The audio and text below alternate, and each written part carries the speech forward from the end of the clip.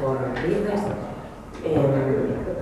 En primeiro lugar, comentamos que nos saudamos que o goberno local decidise, tamén atendendo de alguma maneira a nosa petición de información, abrir un proceso de información interna para resolver, digamos, os motivos polos que algúns axentes dos grupos operativos de apoio identificaron as mulleres que realizaban unha intervención feminista na vía pública que fora debidamente comunicada á subdelegación do goberno e que se encadraba, ademais, na convocatoria pública de actos pola xornada do 8 de marzo.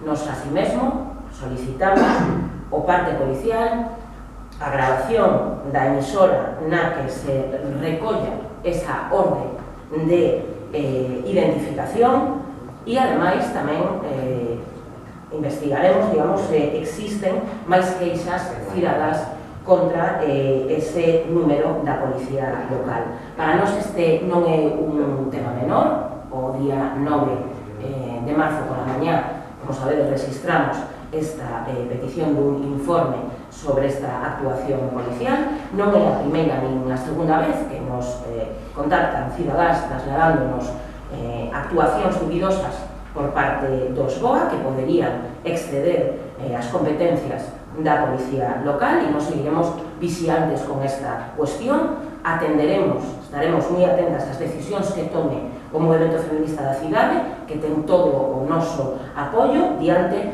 dunha actuación que nos parece que responde a unha justificación máis ideolóxica que de necesidade técnica e que pon de manifesto, desde o meu punto de vista, precisamente a necesidade das reivindicacións precisamente do movimento feminista. Ben, neste sentido, nada máis, e agora os deixo con Rubén.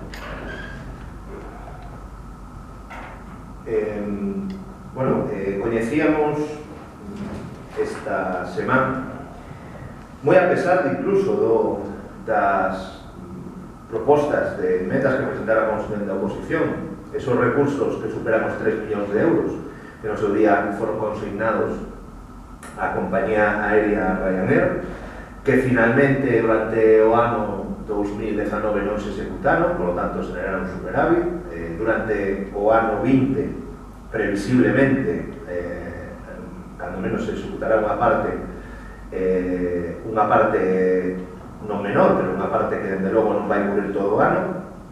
E finalmente se abre outra vez un contrato administrativo especial, figura bastante curiosa con os contratos administrativos especiais. A outra vez era un concurso no que era moi fácil, se isto fora un bingo gañaríamos seguro, porque era moi fácil apostar que o anterior contrato era para Ryanair, porque volaba directamente a aeroportos donde en voo directo só opera esta compañía. E agora vamos a ter outro contrato de 3 millóns de euros que vai a operar a Illas Baleares e a Londres. Primeira cuestión que nos volvemos a introducir sobre o uso de recursos públicos, danos igual que a administracións esas, esa a Xunta de Galicia, esa a Diputación de Pontevedra, ou esa o Concello de Vigo. Financiar vos non consolida vos. E iso non é o que digamos nós, é que é unha evidencia en todas e cada unha das cidades que decidiron utilizar este mecanismo. Que consolida vos é a declaración de servicio público obligatorio, que xa o dixemos millóns de veces, que ten o aeroporto de Badajoz, que ten o aeroporto de Almería, que ten os aeroportos canarios, obviamente pola cuestión da insularidade, pero si o voo Almería-Madrid é un voo que considera o Ministerio de Fomento como un servicio público esencial, por que non podemos decir que o voo Vigo-Barcelona, o voo Vigo-Madrid son voos de absoluta necesidade e, por lo tanto, centrarnos nestas cuestións? Pois non, aquí queremos facer un contrato de promoción turística dicindo que van a vir turistas ingleses, cando o propio Ministerio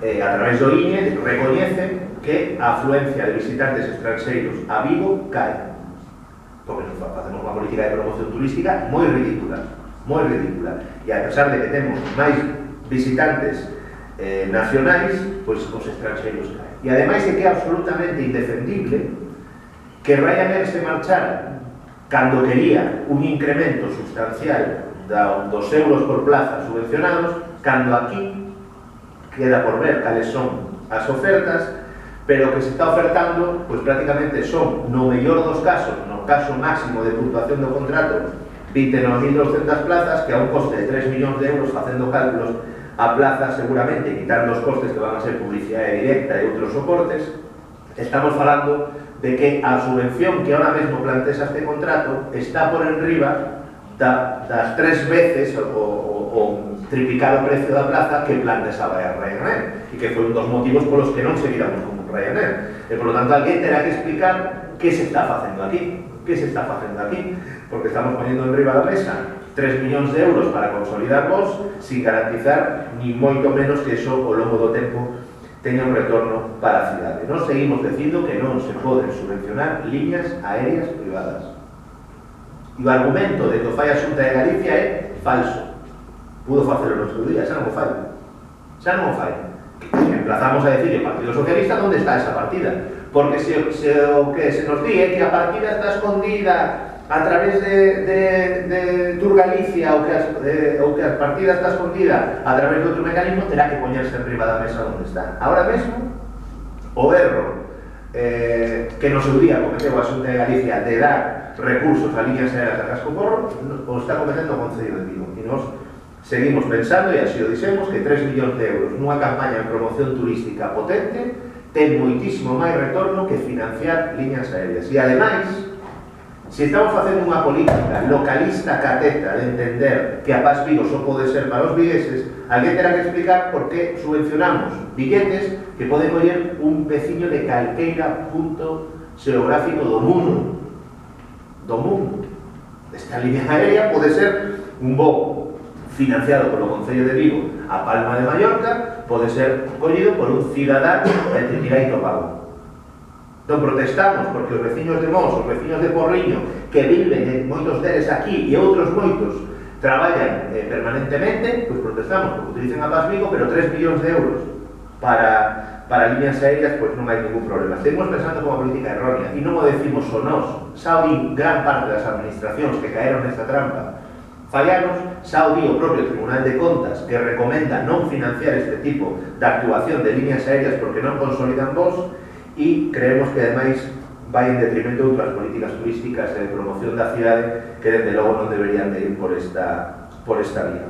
Son 3 millóns de euros, dos cales 1 millón xa está consignado para o ano 2020, 900.000 para o ano 21 e outros 900.000 para o ano 22 para, como digo eu, no mellor dos casos plantexarvos que cubran 29.000 plazas que, como sabemos, moitas delas ao final cabo non se consolidan, son un anterior contrato onde os vos moitas veces iban relativamente cheos de ida, pero non traían xente de volta máis que foi os cidadáns vigueses ou da contorna que foron a Edimburgo e volven, pero non había turista escocés, ou non, polo menos en Vigo non veíamos unha masa de afluencia turística. De feito caeron os números de visitantes estranxeiros no consultancia de Vigo. Pensamos que os 3 millóns de euros teñen que ser consignados outra partida, e así o vamos a seguir defendendo. Os defendimos con enmendas